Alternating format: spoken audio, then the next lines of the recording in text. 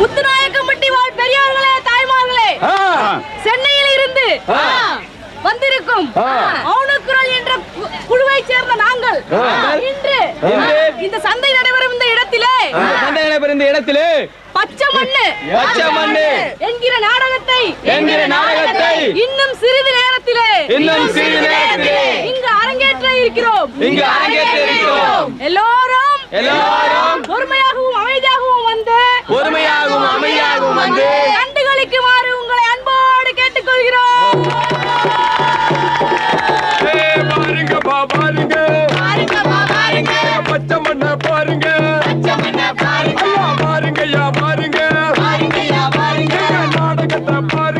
நாடகத்தை பாருங்க, தம்பி பாருங்க, பாடுவத கேளுங்க,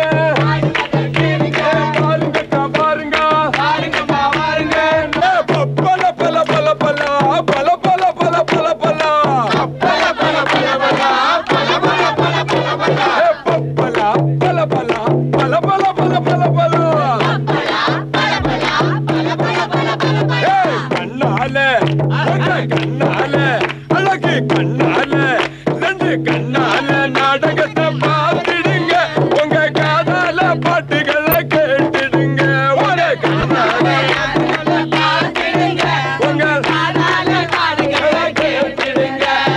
சொன்னாதான் பொறுமையா இருந்துருங்க,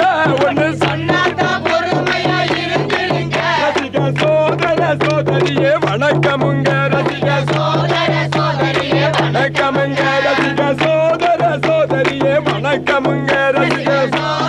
சோதரியே வணக்கமுங்க, உங்க கண்ணால அழகு கண்ணால நன்றி கண்ணால பார்த்துடுங்க, உங்க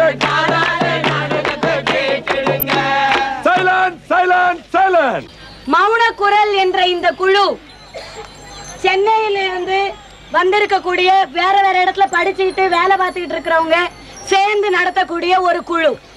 இந்த குழு இங்க சேலத்துல இருக்கிற குறிஞ்சி அமைப்போட வரவேற்பை ஏற்று உங்க மத்தியில பச்சை மண்ணு என்ற நிகழ்ச்சியை நடத்துறதுக்காக வந்திருக்கிறோம். இந்த பச்சை மண்ணு என்பது யாரு போகும்போது ஒருத்தர் கேட்டாரு, எங்க விளம்பரத்துக்கு வந்திருக்கீங்களா, அரசாங்க திட்டத்தை பத்தி சொல்ல வந்திருக்கிறீங்களான்னு கேட்டாங்க. அப்படி எதுவும் கிடையாதுங்க. இன்னைக்கு அன்றாட நம்ம வாழ்க்கையில பார்க்கக்கூடிய விஷயங்களை பத்தி நமக்குள்ள பகிர்ந்து பேசிக்கிறதுக்காக டவுன்ல இருந்து வந்திருக்கிறாங்க. அவங்க வேலை வந்து ஆடணும்னு ஆடிட்டாங்க, பாடிட்டாங்க, போயிட்டாங்க அப்படின்னு நீங்க நாளைக்கு சொல்லிடக்கூடாது. நாடகத்துக்கு நடுவால நீங்க என்ன நினைக்கிறீங்க அப்படிங்கறத பத்தி கேட்கும் போது நீங்க மனசுல தோன்றத எங்களுக்கு சொல்லி கொடுத்தீங்கன்னா ரொம்ப உபயோகமா இருக்கும் அப்படின்னு கேட்டுக்கிட்டு இந்த நிகழ்ச்சியை இப்ப தொடங்குறோம். மௌன குரல் வழங்கும் பச்சை மண்ணு.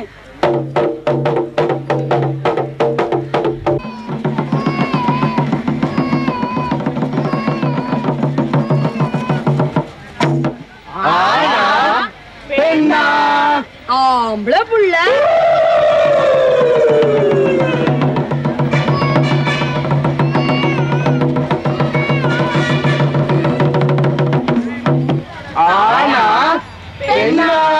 பொட்ட புள்ளங்க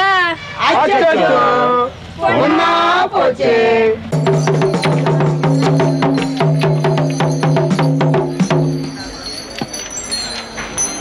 5 பவுன் பாக்கி. தொழில் தொடங்குறதுக்கு முதல்ல என்னாச்சு? குழந்தைக்கு செயின். ஒரு ஆம்பளை புள்ள வெக்க வக்கல்ல. நான் இப்ப என்ன சொல்லிட்டேன் உன்ன?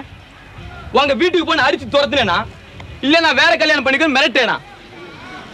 புள்ள பிறந்து அதை வளர்க்குறேன்னா எவ்வளவு சிரமம்னு தெரியும் இல்ல?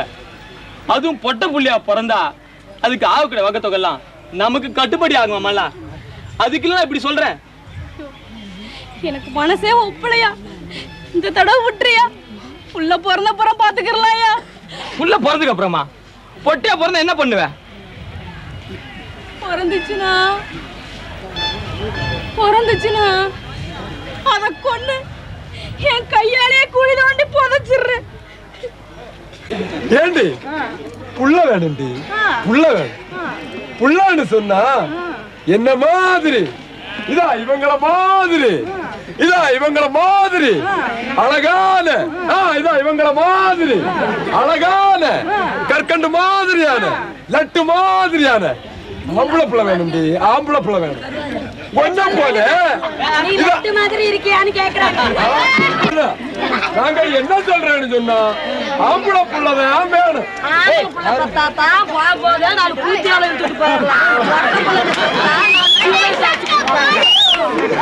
உன்கிட்ட வந்து கழுத்தை நீட்டினதுக்கு என்னடி பேச்சு ரொம்ப நீளுது? அடி ரொம்ப நாளாச்சு இல்லையா? அடி உனக்கு அது தவிர வேற என்னத்த தெரியும்? அடிச்சுக்கிட்டே இரு. ஏயா உனக்கு நான் என்னத்த கேக்குறேன்? என்ன வேணும்னாலும் செஞ்சுக்கோ. என் பிள்ளைய விட்டுருந்தானே கேக்குறேன். அதான் நடக்காதுடி. நடக்கவே நடக்காது. இதா பாரு, திரும்ப திரும்ப ராமாயணம் பாடிட்டு இருக்க எனக்கு நேரம் இல்ல. உன் முடிவை மாத்திக்கலன்னா இப்பவே உன் அம்மா விட்டு ஓடிடு. இல்லன்னா கொலகார நாக்காத 20 வருஷமா சோறு போட்டு வேணுங்க விரோத வச்சுக்கிறது வேணாங்க போது அனுப்பிடுறதான்னு கேக்குறாரு. இவ்வளவு நாளா இந்த வீட்டுல உனக்கு கழுத்து நீட்டி என்னைக்கு வந்தேனோ அன்னில இருந்து நாயா உழைச்சு நான் தான் ஓடா தேஞ்சு போயிட்டேன். நீ சொல்லி நான் போடுமா இல்ல? உனக்கு ஊத்தின இவ்வளவு நாளா ஊத்தின தண்ட கஞ்சியா என் பிள்ளைக்கு என் கையால நான் உருப்படியா ஊத்திட்டு போறேன். இதுக்கு இவர் போன்னு சொல்வாரல்ல, தைரியம் இல்லாம உன் காலை பிடிச்சி கெஞ்சிக்கிட்டு இருக்க என்னால முடியாது. இதுக்கு மேல உருப்படியான ஒரு பொழப்பு இருக்குதுன்னு நான் பார்க்க தான் போறேன். அடப்பாயா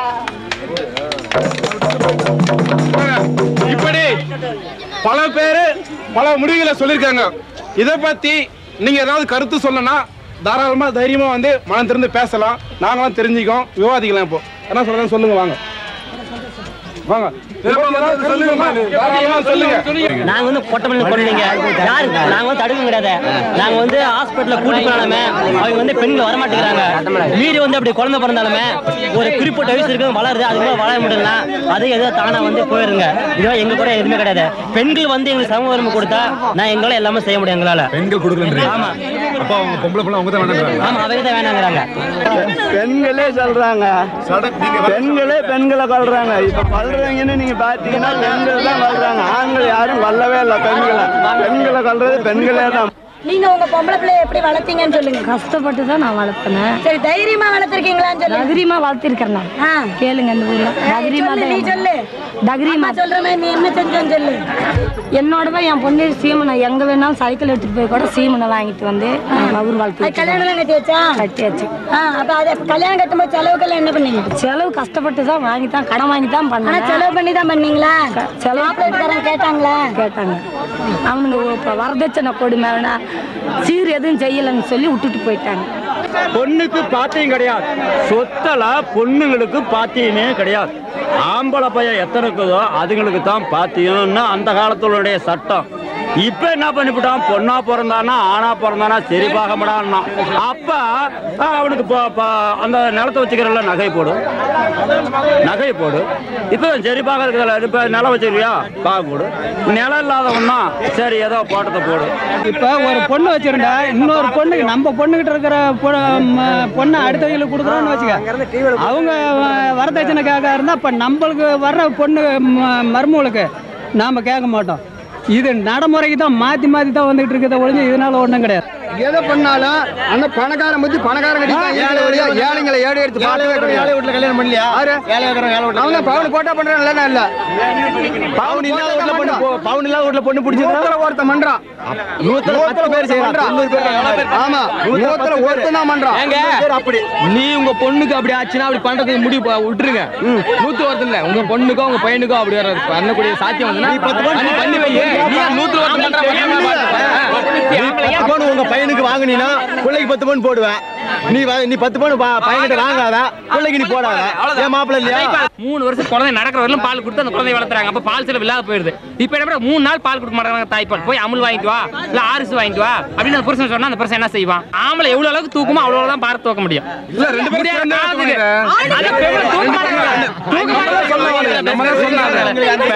பெண்ணுங்க தூக்க மாட்டேங்கிறாங்க. வளர்க்கறான் பொம்பளை பிள்ளைய தூக்குற அளவுக்கு தூக்குறான். பொம்பளையும் பாரத நாம தூக்குற பாரத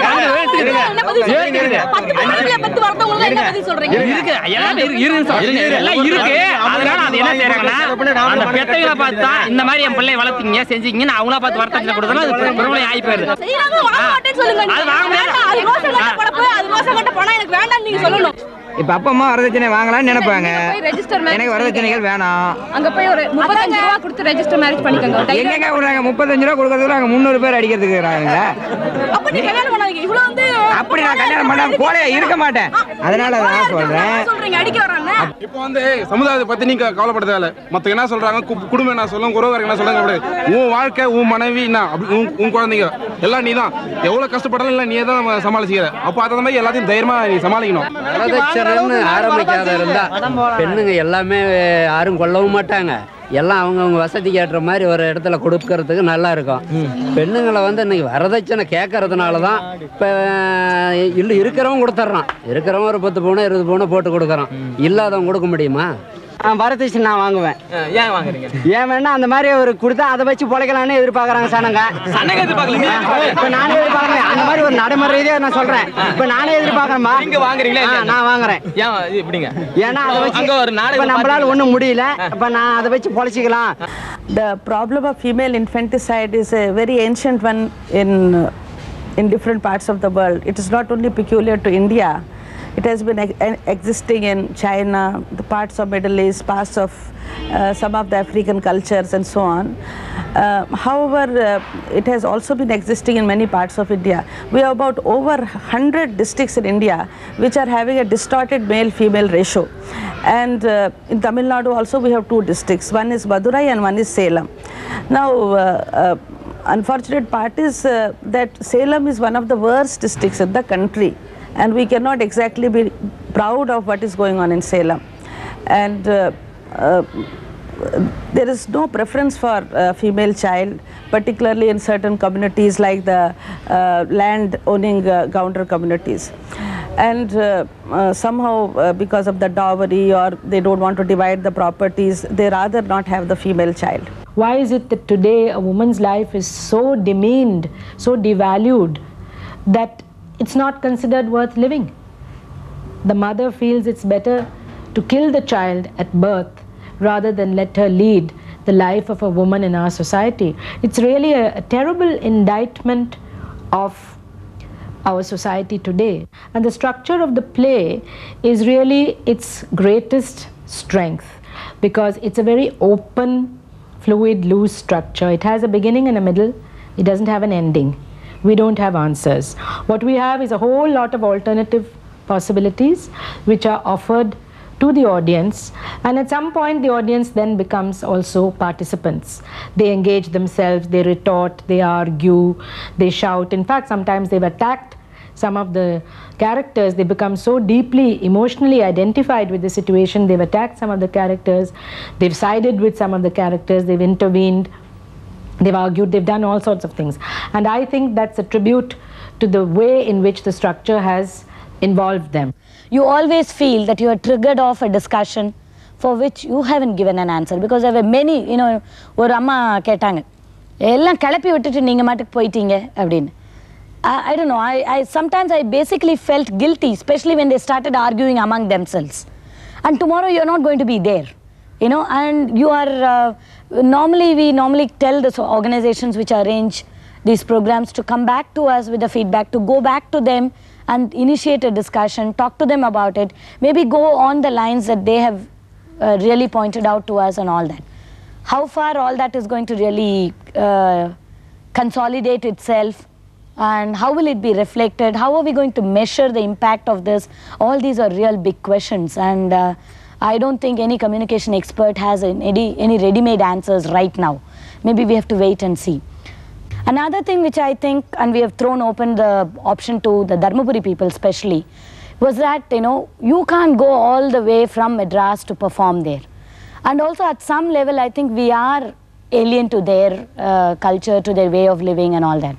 So they are ready, like the TINIP workers in Dharmapuri are ready to have their own groups, for which if they need any kinds of training, assistance and the rest, we could do. I mean, this is all I think we can offer as theatre activists who also have social concern. நம்மளால ஒரு அற்புதமான கதாநாயகியை வடிவமைச்சு காமிச்சு அதனோட impact வந்து audience மேலே உண்டாக்காட்டாலும், அறிவார்த்தமான சிந்தனைகளை பற்றி ஒரு குழப்பத்தை உண்டாக்கிட்டு அவங்களோட சிந்தனையில் வந்து ஒரு குழப்பத்தை தூண்டி விட்டால் அது கூட போதும், தெளிவாக்க வேண்டிய தேவையில்லை. ஒரு குழப்பத்தை தூண்டி விட்டோம்னா ஒரு குளத்தில் ஒரு கல் தூக்கி போட்டால் அது உண்டாக்குற வேவ்ஸ் இருக்குல்ல, அதனோட விளைவுகளை வந்து அவங்களும் அதுக்கப்புறம் தீர்ப்பு வந்து நிச்சயமாக அவங்க யோசிக்காமல் இருக்க போகிறதில்ல. அந்த மாதிரி ஒரு இம்பேக்ட் வந்து நம்மளால் ஏற்படுத்த முடிஞ்சது. இந்த நாடகத்தோட ஒரு முடிவில் வந்து மக்கள் பங்கேற்கக்கூடிய வாய்ப்பு கொடுத்ததால அவங்க தங்களுடைய குரலை கொடுத்தாங்க.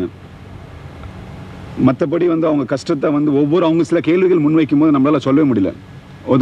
சில கேள்விகள் கேட்குறோம். பெண்கள் இப்படி தான் வளர்ப்பீங்களா, பெண்கள் இப்படி தான் வளர்ப்பீங்களா, பெண்களை பெற்றுக்குவீங்களா, உயர்ப்ப பாராட்டுகள் அப்படின்ற போது ஒரு மாடலாக நம்ம ஒரு ஃப்ரேம் போட்டு ஒரு எழுதி வச்சு சொன்ன மாதிரி இருந்தது. ஆனால் சில கேள்விகள் கேட்கும்போது அவங்களுக்கு இதை மீறி சில காரியங்கள் செய்ய வேண்டியிருக்கும். அது நம்ம நாடகக்குழு மூலயமா செய்ய முடியுமோன்னு தெரில, அல்லது வந்து அது ஒரு ஏக்கமாக வேற விஷயங்களை கொண்டு போனோமான்னு தெரில. ஒரு சைடு கிராமத்துக்காரங்க 2 பேர் சண்டை போட்டாங்க. ஏன்பா குழந்தை ஏன் அடிக்கிறீங்கன்னு அவர் கேட்டோன்னே, ஆமாம் அவனுக்கு என்ன தெரியும், ஒன்றும் தெரியாதுன்னு 2 பிரச்சனையும் அவங்களுக்குள்ள வந்து அந்த விவாதத்தை பிரச்சனையை கிளப்பினாங்க. எப்படின்னா இப்போ நம்ம பிரச்சனையை வந்து விவாதம் பண்ணிகிட்டே இருக்கோம். அப்போ வந்து இன்னொருத்தர் வந்து அவர் வந்து அடிக்காத குறையாக வந்து பேசுகிறாரு. என்ன போய் நல்லதானே சொல்ல வராங்க அப்படின்னு. இப்போ அந்த பிரச்சனை தொடர்ந்து வந்து அவங்களுக்குள்ள விவாதம் நின்று இருக்குன்னா நம்ம நம்புறோம். அந்த கோயிலில் போட்டப்ப நம்ம கூட வந்து NGOஸில் உள்ள அந்த 2 பேர் கேட்குறாங்க, சார் உங்களால் இப்படி நீங்கள் எல்லாம் கொஞ்சம் பார்க்குறதுக்கெல்லாம் நல்லா இருக்கிறீங்க, இந்த லேடிஸ் எல்லாம் படித்தவங்கள மாதிரி நல்லா இதாக இருக்கிறாங்க, நீங்கள் எப்படி வெக்கப்படாமல் சிரிக்காமல் நீங்கள் உங்கள் அந்த இதுலேயே பாடிட்டு போகிறீங்க. ஆனால் நாங்களும் இப்படி இது ப்ராக்டிஸ் கொடுத்துருக்குறோம், ஆனால் எங்கள் ட்ரூப் எல்லாம் அப்படி இருக்க மாட்டாங்க, அவங்க சிரிப்பாங்க, வெக்கப்படுவாங்க, அப்படியே ஒதுங்குவாங்க என்னெல்லாம் சொன்னாங்க.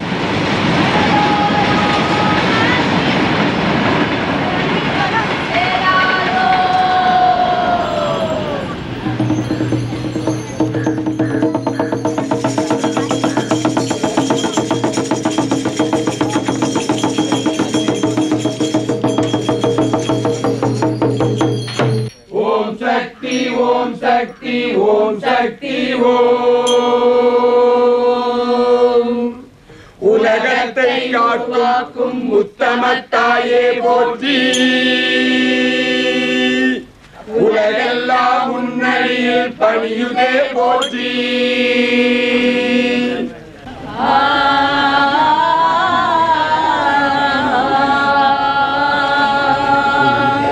அதிக படிப்பு ஆகாது, நேராய் பார்த்தல் கூடாது. ஒன்ன கொண்டு விட்டா என்னத்துக்கு ஆகுது? ஒண்ணு கொள்ள கூடாது சொல்றாங்கல்ல, அது நியாயமா செய்யறதுக்கு தான் செய்யக்கூடாது. செய்யக்கூடாதுன்னு சொல்றாங்க. ஊர் உலகத்துல அப்படி நடக்கவே இல்லைங்கிறீங்களா? அப்போ செய்யறவங்க செஞ்சுட்டு போறாங்க, நம்மளுக்கு வேணுமே. இல்லையா ஏன் சொல்றாங்கன்னா பெண் குழந்தை வளர்க்க முடியல, அதுக்கப்புறம் கல்யாணம் பண்ணிக்க முடியல, அதனால தான் கொண்டு வரணும்னு சொல்றாங்க. ஆமா, நெகநப்பு போடணும்னுட்டு புகை சொல்றாங்க. நெகநப்பு போடாதவங்க கொண்டு விடலாம்னு சொல்றாங்க. அப்ப கொண்டு விட்டா நியாயங்களா? அது கொல்லக்கூடாது. அப்ப கொல்லனா எப்படிங்க சமாளிக்கிறது? சமாளிக்க என்ன இருக்கிறதா நம்ம குடிக்கிற சோத்தை தான் ஊத்தணும்.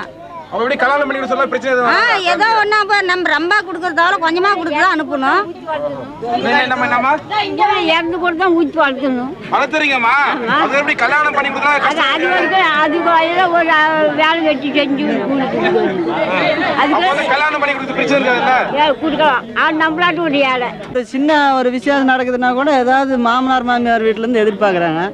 பொம்பளை பிள்ளைங்க பார்த்துக்கிட்டா அவங்களுக்கு ஏதாவது செய்யணும், நல்லது கெட்டது அப்படின்ட்டு கொஞ்சம் வறுமை இருக்கிறீங்கலாம் கொஞ்சம் அவங்களுக்கு செய்யறதுக்கு கொஞ்சம் பொருளாதாரம் இருந்தால் தாங்க செய்ய முடியும். அப்போ வந்து பொம்பளை பிள்ளையா போச்சு அப்படின்னு மன வருத்தம் ஏற்படுத்துங்க. ஒரே ஒரு பொண்ணு பிறந்தது எனக்கு, அதை கலையரசன் பேர் வச்சிருக்கிறேன். புரியுதுங்களா?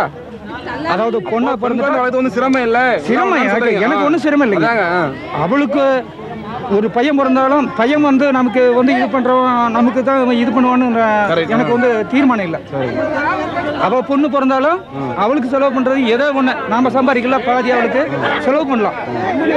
எனக்கு பொண்ணு வந்து இன்னொரு பொண்ணு இருந்தா கூட நான் சமாளிக்கலாம்.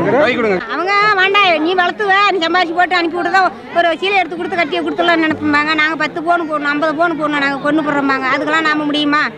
நம்ம வீட்டுக்கு தகுந்ததான் நாம செஞ்சுக்க முடியும். பெரிய இடத்துங்களாம் நம்ம அவங்களாம் வச்சுருந்தா நம்ம என்ன பண்ண போகிறோம்? எத்தனை பவுன் போட போகிறோம்? அப்படிங்கிறாங்க. நம்ம என்ன பண்ணோம் போட போகிறோம், ஒரு சீலை ஜாக்கெட் எடுத்து கொடுத்தா கட்டிட்டு போகிறோம், எவனோ ஒருத்தன் அப்படின்னா அவங்கள கட்டி போடுறாங்க. அப்படிங்கிற முடிவு நாங்கள்லாம் யாருமே அதை கொல்ல மாட்டாங்க. எங்களுக்கெல்லாம் 10 பவுன் கேட்குறாங்க, நாங்கள் எங்கேருந்து போகிறதுன்னு எங்கள் அப்பா அம்மா கஷ்டப்படுறாங்க. கஷ்டப்படுறாங்கல்ல. நீ படிப்பு படிச்சிருக்கிறியா? ஆமாம், வேலைக்கு போறியா? எதுவும் வேலைக்கெல்லாம் 8th வரையும் படிச்சிருக்கிறேன். வேற வேலைக்கு ஒன்றும் வேற வேலை வீட்டில் தான் இருக்கிறேன். டைலருக்கு இப்போ தான் போயிட்டு இருக்கிறோம். சரி, நீ சம்பாதிச்சு நீ உன்னை காப்பாற்றிக்க முடியும்னு உனக்கு நம்பிக்கை இருக்கா இல்லையா? இருக்குது. அப்பா அம்மா விட மாட்டேங்க. அப்பா அம்மா விட மாட்டேங்கிறாங்களா? சரி, வரதட்சணை கேட்காத மாப்பிள்ளை வர வரைக்கும் நான் நிக்கிறேன்னு சொன்னா என்ன சொல்லுவாங்க அம்மா அப்பா? வீட்டில் இருக்கிறது தப்பா இருக்குது, அதனால நீங்களாம் வீட்டில் இருக்கக்கூடாது, இருக்கிற இடத்துல தான் இருக்கணும் அப்படிங்கிறாங்க. பெத்த அம்மா அப்பா திட்டுறாங்களா? பெத்த அம்மா பெத்த அப்பாவே திட்டுறாங்க. அதுக்கு என்ன பண்றது? இது பெத்த அப்பா அம்மா வீட்டுல இருக்கிறது நீங்க சீக்கிரம் கல்யாணம் பண்ணிட்டு போகணும்னு சொல்றாங்க. கவலைப்படுறாங்க. சரி, அவங்களால முடியலன்னு உங்களுக்கே தெரியுதுல்ல. அந்த டைலரிங் போறோம், கத்து குடும்பத்தையே காப்பாத்தலாம் நாங்க நினைச்சோம். செலவு பண்ணாம கல்யாணம் பண்ணிக்கிட்டா நீங்க ஒத்துக்குவீங்களா? ஒத்துக்குவோம். வரதட்சணை நிறைய கேட்டா என்கிட்ட பொண்ணு கேட்காதீங்க, வரதட்சணை கொடுமைக்கு நான் கொடுக்க போறது இல்லை அப்படின்னு சொல்லிட்டாங்க. அதனால இப்ப 3 பொண்ணு கல்யாணம் ஆயிருக்குது, இன்னும் 1 வீட்டுல இருக்குது. வரதட்சணை வாங்காமேவா? வரதட்சணை நான் போட்டதுதான். அவங்க கேட்டது என்ன நான் கேட்க கூடாதுன்ட்டேன். கேட்டா என்கிட்ட பொண்ணு இல்ல, பொண்ணுக்கு வராதீங்க. அப்படி இருந்தும் வந்தாங்களா அவங்க கிட்ட? வரதட்சணை கேட்கலீங்க, வரதட்சணை கேட்காதான் வராங்க. அதான் அப்படி வந்தாங்க. அப்படி இருக்குது ஆக மொத்தத்துல. 3 பொண்ணு கொடுத்துட்டேன். அது மாதிரி வரதட்சணை கொடுத்தீங்களா இல்லையா? நான் ஏதோ என்னால முடிஞ்ச பொண்ணுக்கு தானே சம்பாதிக்கிறோம். அதை போட வேண்டியதானே. விருப்பப்பட்டது கண்டிஷனுக்கு தான் இடம் இல்லைங்களா? கண்டிஷனுக்கு போட்டு கேட்கறவங்களுக்கு பொண்ணு இல்ல. அது இருக்கலாம்ல. இப்ப அவங்களுக்கு இந்த ஆள் எப்படி வசதிப்பட்டவர், இவர்கிட்ட இவ்வளவு பணம் இருக்குதுன்னு அவருக்கு தெரியும். தெரியுதுங்க. நம்ம தேவைக்கு அடுத்தது பிள்ளைங்களுக்கு தான் இருக்கிறத கொடுக்கலாம். ஆனா இஷ்டமா இருந்தா கட்டிக்கிறாங்க, இஷ்டம் இல்லாட்டி போனா ரோட்ல விடுங்க. நம்ம கைக்கு எவ்வளவு இருக்குதா, தவையா டப்பா எதை இருக்கிறத நம்ம போடுங்க. நம்ம முடியலையா அப்பா இவ்வளவு தான், இந்த பிள்ளைக்கு அதால் ஊற்றிக்கிட்டு போறீங்க, இவ்வளவு தான் இருக்குது என்கிட்ட, வேணுமுன்னா கட்டிக்க, வாடாட்டா விட்டு எட்டு வீட்டுல கடக்கட்டும். அந்த மாதிரியே விட்டுட்டேன்னு வச்சுக்கோங்க. யாருமே கடைசியில் கல்யாணம் பண்ணிக்கலனா அது எப்படி கல்யாணம் பண்ணிக்கலனா அப்புறம் என்ன ஆகும்? 50 பவுன் கொடுத்தா பொண்ணு கல்யாணம் பண்ணிக்க சொல்றாங்கன்னு வச்சுக்கோங்களேன். என்ன பண்றது? பொண்ணு என்ன பண்றது? 50 பவுன் வாடகை கொடுத்தா நாங்க கொடுக்க முடியாது. என்ன பண்ணுவீங்க? பொண்ணு வச்சுக்கிட்டு பொண்ணு வச்சுக்கிட்டு எங்களோட பாடுபட்டு திங்கிட்டோம். ஒருத்தர் காட்டுல போய் ஆயாளு மாவுல போய் பாடுபட்டு திங்கிட்டு கொண்டக்கூடாது.